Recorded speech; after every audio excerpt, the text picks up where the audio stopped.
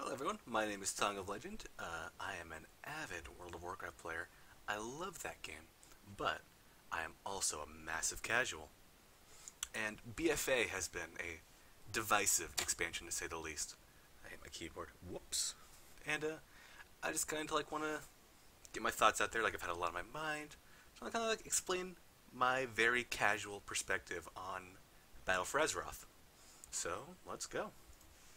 Now, the first thing I want to talk about is the story of BFA. And I know that's like not really something that many people discuss when it comes to BFA. Most people care about like the gameplay or the Azerite or the whatever, right? But me, as a casual, I like the story. Like that's what got me into WoW. I've been playing since like Warcraft 3. I've been invested in the story for like the vast majority of my life. So, how is the story in BFA? How's the lore? Started off really strong in my opinion. I leveled up as in a Lions character. So went through like Tier God Sound, Drustvar, Storm Song, and I thought for the most part the questing content was really good. Lots of really interesting stories. Drustvar especially. Like I loved Drustvar my first time through. I thought it was a good time. I was a little disappointed by no in-game cinematics, like how in Legion there's like the Vel'Shara cinematic and the Storm Heim Viking Land cinematic, something like that. Uh, and so like that was a little bit of a letdown. But in the faction specific storylines, which you did after you hit 120, which was nice, the cinematics in that were very good. The Rastakhan cinematic, the Jaina cinematic, both of those were fantastic. Like you can't deny that the WoW team does their cinematics very well.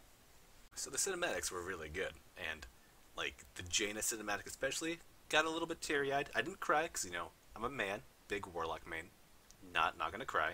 A little teary-eyed though. Uh, but one thing that wasn't fantastic was the war campaign. I've done both war campaigns, and I feel like they were equally boring. Not a whole lot happened, especially compared to like some of the class quest lines in Legion, like the Death Knight one especially. You were bringing back the Four Horsemen. You were raiding the Paladin Tomb. You were taking orders from Bolvar, the Lich King. Whereas in like the war campaign, you're just kind of doing stuff, kill a vampire, whatever. Who cares?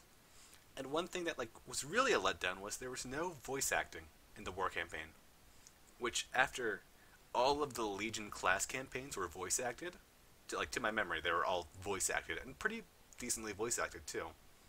Having no voice acting in the main story continuation after you hit 120 was really kind of baffling. Like that stuck out to me pretty often whenever I'd hear someone talk, or I'd see someone talk and I wouldn't like hear anything, because I'd gotten used to it. Like Blizzard games have voice acting now. WoW has voice acting in a lot of its quests, so why not in the war campaign? Did they run out of time, run out of money? I don't know.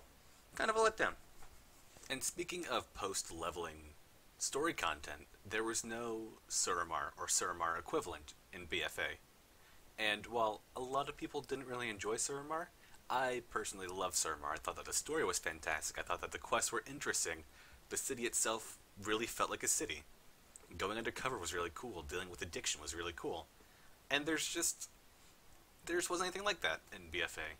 Like, I don't feel like the war campaign made up for both the class hall stuff and no Suramar stuff. Like, I don't know.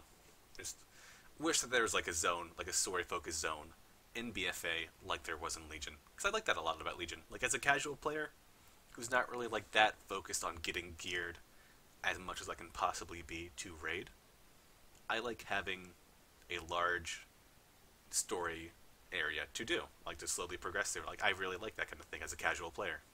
But I'm talking about the whole of BFA as it is right now in patch 8.1.5, not just the beginning. So let's talk about the 8.1 story. More importantly, the Darkshore storyline. I'm going to come out and say it, I thought it was pretty bad. Especially from the Horde's perspective. Raising the undead night elves and then having very, like, noticeable night elf figures just instantly flip to Sylvanas' side felt really jarring. Now, people can say, like, oh, they felt betrayed, they felt like, Elune abandoned them. I can believe that. I can accept that. What I can't believe is then joining the person who killed you, joining the person who burned your home, joining the person who killed your friends and family. I get, like, being mad at Elune. I get being mad at Tyrande. I get being mad at my F. I don't get joining Sylvanas of your own free will. But now let's move to the Alliance side of things, because it wasn't just the Horde that had any issues with their story.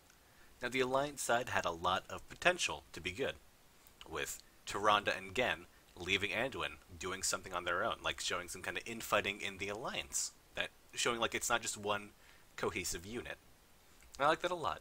And then Tyrande and Malfurion actually did stuff. They actually used their powers. They got more powerful.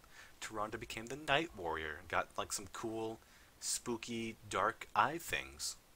That's great. She like kills like tons of undead with like just wiggling her ears. It's like all these undead die.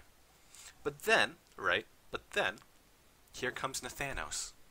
My boy Nathanos, who manages to hold off Tyrande and the champion. Tyrande, who just got like newly empowered.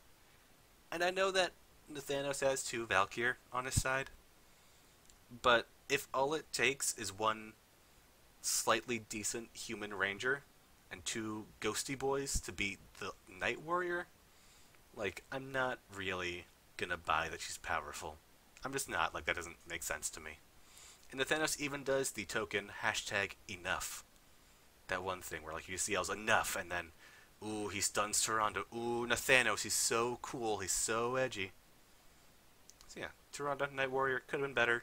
And because this isn't already, like, rambly enough, I'm gonna go, like, on a little tangent about Blizzard limiting the Alliance power. The Alliance has the Vindicar, the only orbital, missile, satellite, whatever, on their side. And they just don't use it. Ever. Why? Why not? It's like, you can just, boop, beam them down from outer space. What can they do? Send wyverns up into space? Just like slowly nuke Orgrimmar. Slowly nuke whatever, Dazara lore. There's so much you could do with the Vindicar. Why don't they use it? Why do they, like, limit the Alliance's power? What about, like, Velen? Velen is extremely powerful. Velen's, like, Archimon killed Jaden level. And those were raid bosses. Why doesn't Velen do anything? Why doesn't he do anything? Why doesn't he do anything? Now, I'm not done crapping on the BFA story just yet.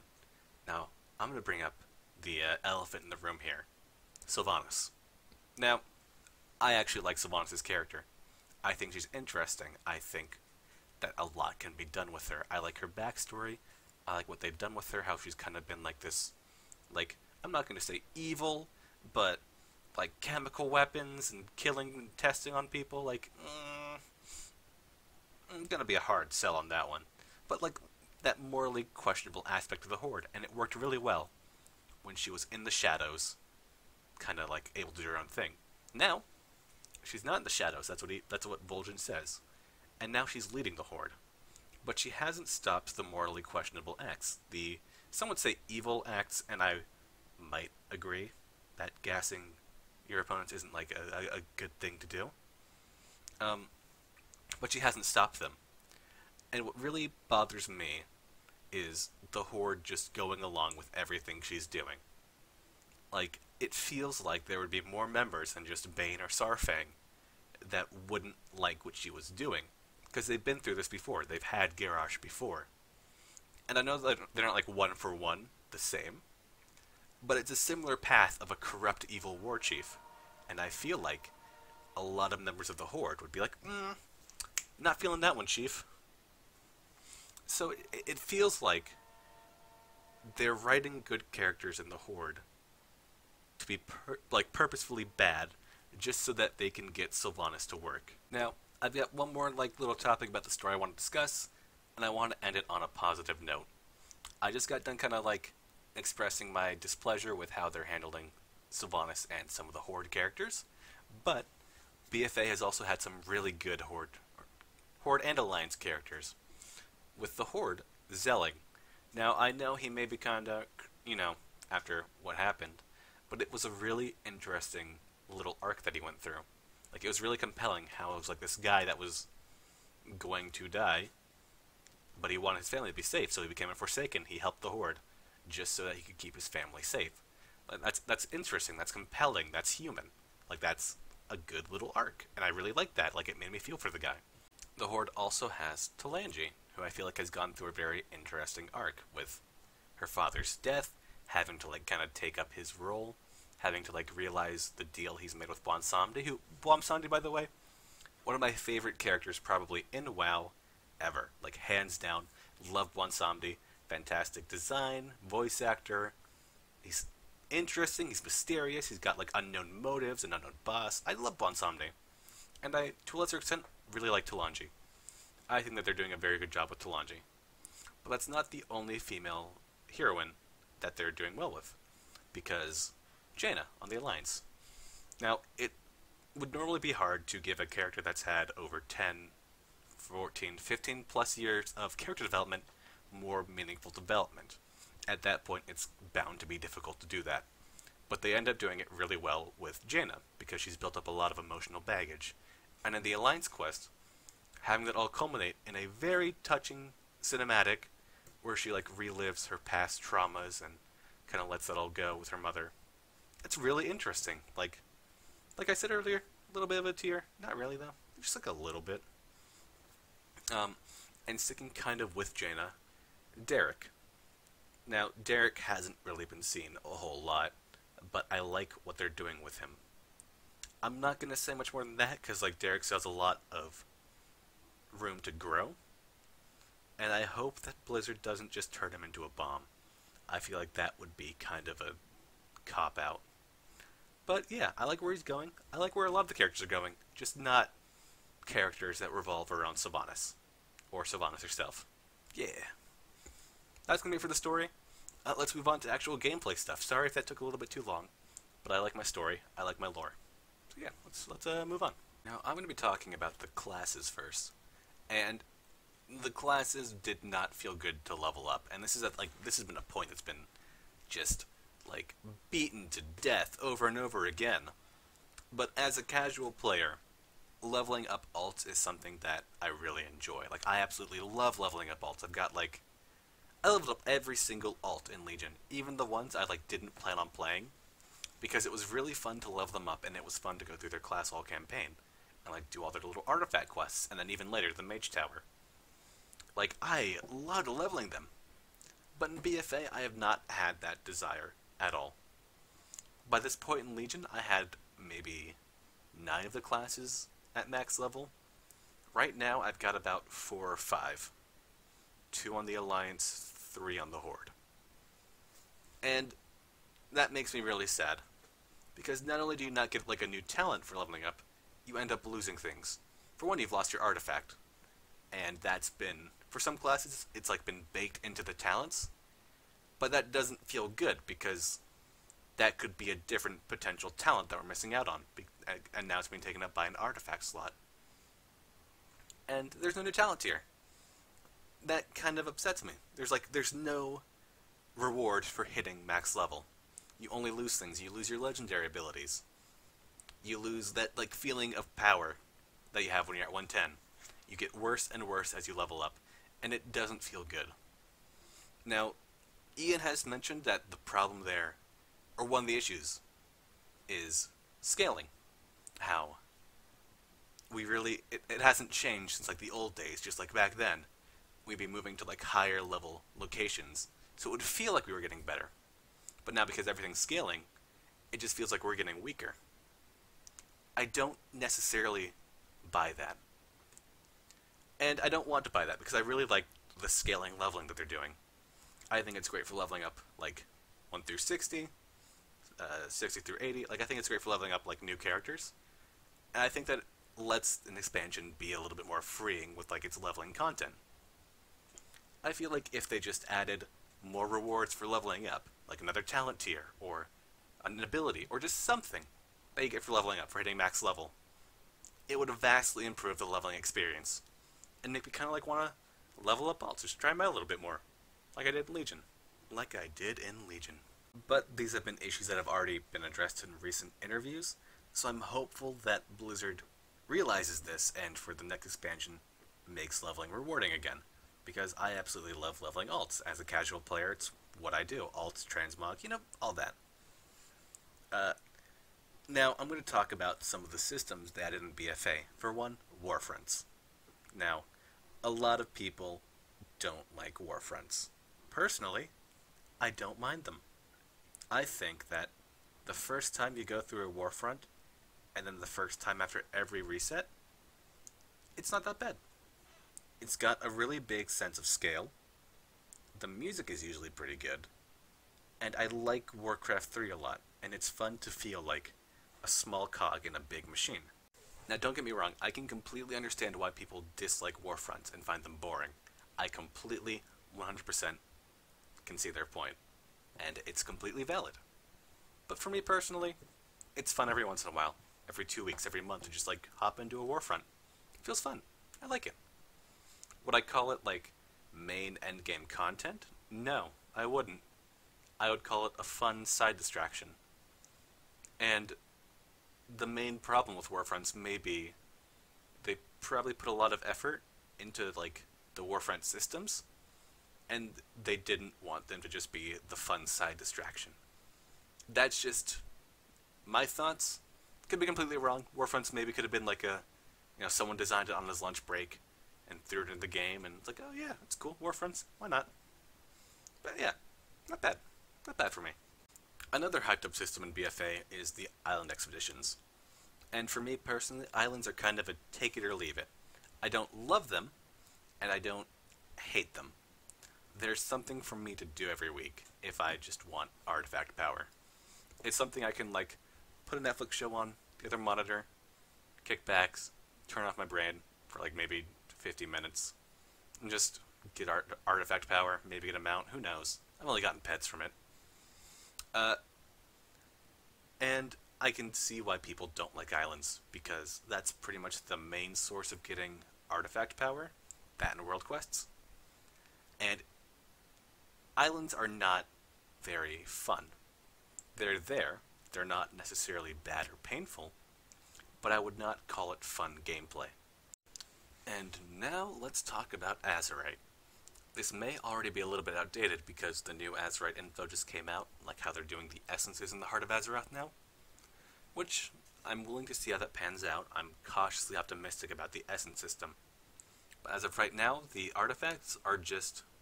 not the artifacts, the necklaces, just kind of boring. I don't care about my Heart of Azeroth as a casual player. I don't care about leveling it up. It never feels satisfying to level it up. It never feels enjoyable to level it up. And I don't care about the bonuses that the Azeroth armor gives me as a casual player. Now, with the artifact weapons in Legion, I loved leveling those up throughout the beginning of the expansion. I loved, getting just enough power to go back to my class hall and go to my forge and then continue down the talent tier path I was going down. Now, you got them all eventually, so that's kind of a moot point. But at the beginning, you picked and chose which talent you wanted first, which, gold dragon you wanted to get to first, and I really liked that. But with BFA, you don't get that kind of progression path. It's just, I can get a ring right now, and then 5 levels later, I get another ring. Those 5 levels, nothing really happens. Your artifact necklace goes up 2 item levels. Cool. Throw a party. Nice. Nothing really happens. And I feel like that is the biggest sin of Azeroth armor, at least for me, for a casual, is it's just boring. It doesn't feel good. It doesn't feel fun to level up. It's just there. It just happens. That's going to be it for my insane ramblings on what I think about Battle for Azeroth.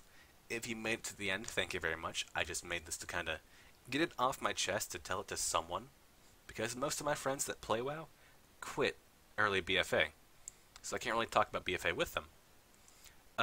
If you want to discuss it, just comment down below. Do you agree, disagree? Point out stuff that I maybe missed. I would just love to have a conversation about BFA, because with the game as it is now, it's not the best. But I still love WoW, and I want it to improve, and I want to talk about WoW. So if you want to talk about it, just comment down below, talk about it. I hope to make more of these videos in the future, maybe a little bit less rambly, maybe a little bit more structured. But it's currently 3:30 a.m. and I just wanted to get this all off my chest. Yeah, made it here. Thank you very much. I've been Tong of Legend. Follow me on twitch.tv/Tong of Legend, where I stream, usually Heroes of the Storm. Maybe some Overwatch, maybe some, who knows? Single player games. Why not? Tropico 6. Sure, I'll do that. Thank you very much. You guys have a wonderful day, night, evening, whatever. There's my second salute. Gotta help me, I need to sleep.